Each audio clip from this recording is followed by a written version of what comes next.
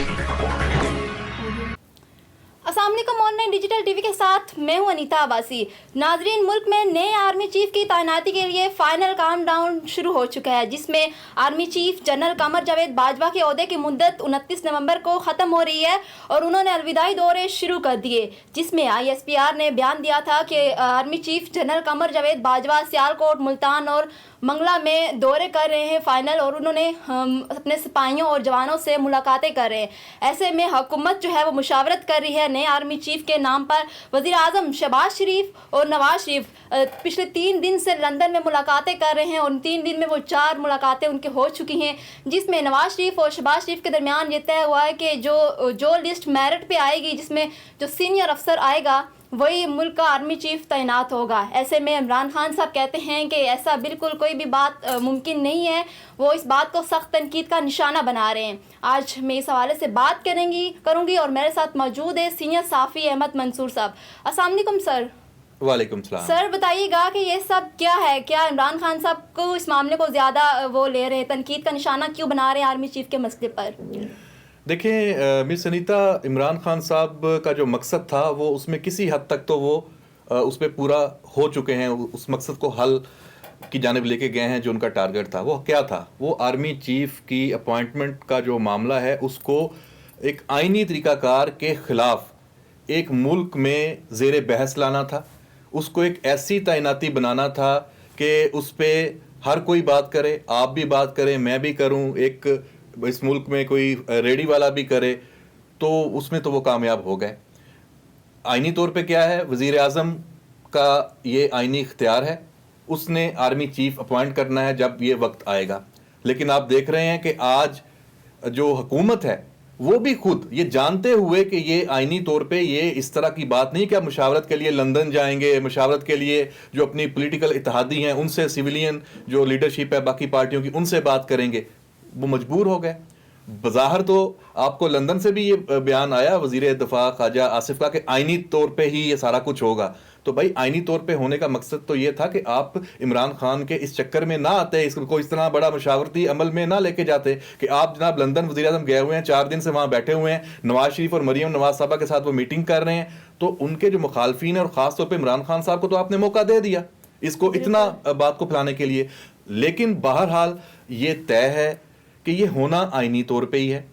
इमरान खान साहब की मर्जी से नहीं होना, नवाज शरीफ साहब की मर्जी से होना नहीं है। लेकिन अब चूंकि वो इक़्तिदार में हैं, जो हालात ऐसे बन गए हैं, तो उसमें उनकी अहमियत ज़रूर है उनकी मशावरत की, और इसी वजह से ये मामला अभी तक ये रुका हुआ है। बिल्कुल सर, क्योंकि अभी 29 नवंबर चूँकि बहुत दूर है और इस दौरान कितनी मुलाकातें हो चुकी है आर्मी चीफ की तैनाती पर, और शायद यही जो है मसला वो इमरान खान साहब को है कि क्यों मतलब सबसे मुशावरत क्यों की जा रही है, और स्पेशली उन्हें नवाज शरीफ के नाम से चिड़ है कि नवाज शरीफ और जरदारी कौन होते हैं आर्मी चीफ की तैनाती पर फैसला करने वाले।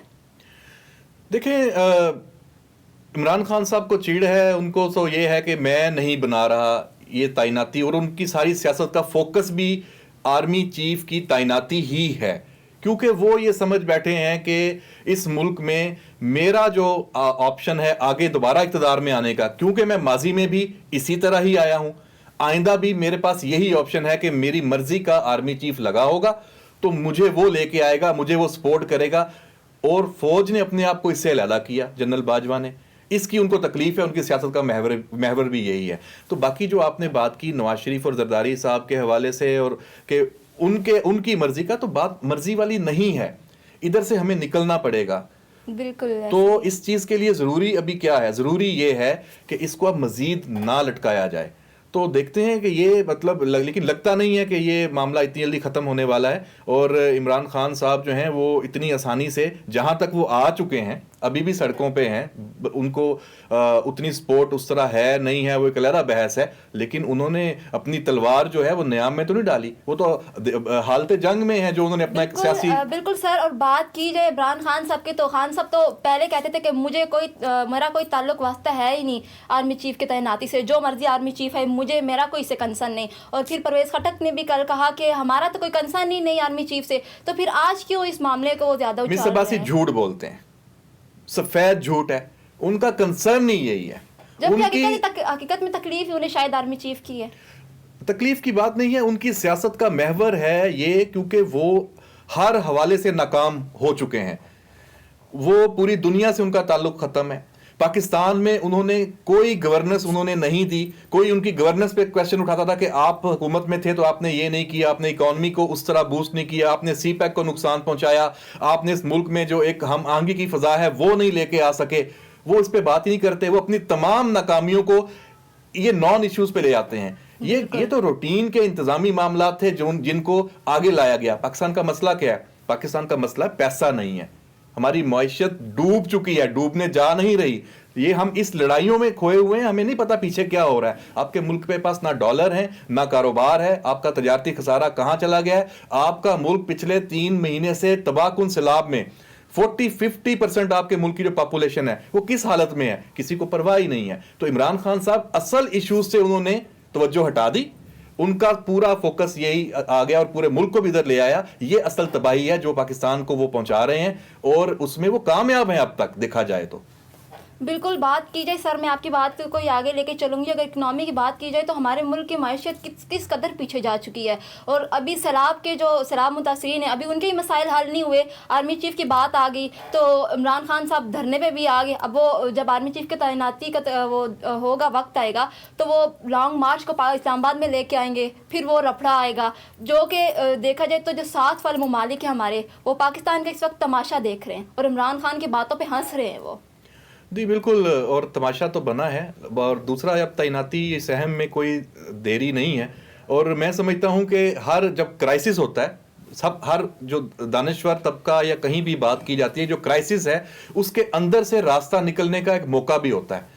تو بظاہر تو یہ کرائسس ہے کہ اس ملک میں نیا فوجی سربراہ آنا ہے. جنرل باجوہ نے کیا زبردست ایک اقدام کیا کہ ان کو توسیع کی آفرز بھی تھیں, نہ صرف عمران خان کی طرف سے, موجودہ سیٹ اپ کی طرف سے بھی نہیں قبول کی, اور اناؤنسمنٹس باقاعدہ آ گئی, جیسے آپ نے اپنے سٹارٹ میں کہا کہ الوداعی دورے اور سارا اس کا. تو موقع یہ ہے کہ اس تعیناتی کے بعد کا جو پاکستان ہوگا وہ ایک ٹریک پہ آ جائے. تو اس موقع کو ضائع نہ ہونے دینا جو بھی ارباب اختیار ہیں ان کی اس وقت سب سے اہم توجہ ہے. اور میں یہ سمجھتا ہوں, یہ انفارمیشن بھی ہے کہ وہ اس موقع کو ضائع نہ ہونے دینے کے لیے ہر حد تک جائیں گے. اور اسی وجہ سے آپ کو ابھی کچھ چیزیں اگر آپ سرے جوڑیں تو کچھ نتیجے نظر بھی آ رہے ہیں کہ سب راستے ایک ہی طرف ہیں کہ فوج کا سربراہ کون ہوگا. تو بس یہ جیسے ہوگا تو اگلا منظر وہیں سے آگے نکلے گا, سب کو پتہ چل جائے گا. تو سر آپ کیا سمجھتے ہیں اس سارے سیاسی صورتحال کے معاملے کے حوالے سے؟ میں سمجھتا ہوں کہ یہ اگلے 2-3 دن بڑے اہم ہیں. اور یہ وہ شیخ رشید صاحب والی بات نہیں ہے کہ ہر 24 گھنٹے اہم ہے, اور یہ تو ہر وقت ہی ہم کہتے ہیں پاکستان نازک دور سے گزرا, لیکن واقعی اگلے 2-3 دن اہم ہیں. جب یہ ڈیسیژن سامنے آ جائے گا, آپ دیکھیں کہ لندن کی ان ملاقاتوں کے بعد یہ چیز تو سامنے آ چکی ہے کہ سینئر موسٹ جنرل وہ پاک فوج کا سربراہ ہوگا آئندہ, اور حکومت یہ فیصلہ کر چکی ہے میرٹ پہ. لیکن اس میں بھی ابھی ابہام ہے. کچھ لوگ بات کر رہے ہیں کہ سینئر موسٹ کے حوالے سے سمری بڑی اہم ہے کہ اس سمری میں نام کون سے ہوں گے جس میں سینئر موسٹ ہوگا. بظاہر تو ہمارے پاس سب کے پاس نام ہیں, لیکن ایک نام اس میں ایسا ہے جس کو ابھی تھوڑا لوگ اس پہ بات کر رہے ہیں کہ آیا وہ سمری میں ہوں گے کہ نہیں ہوں گے. تو وہاں سے پتہ چلے گا, لیکن یہ 2 یا 3 دن میں یہ چیز واضح ہو جائے گی. اور اس کے بعد جو ریئیکشن ہوگا عمران خان کا وہ بڑا میٹر کرے گا.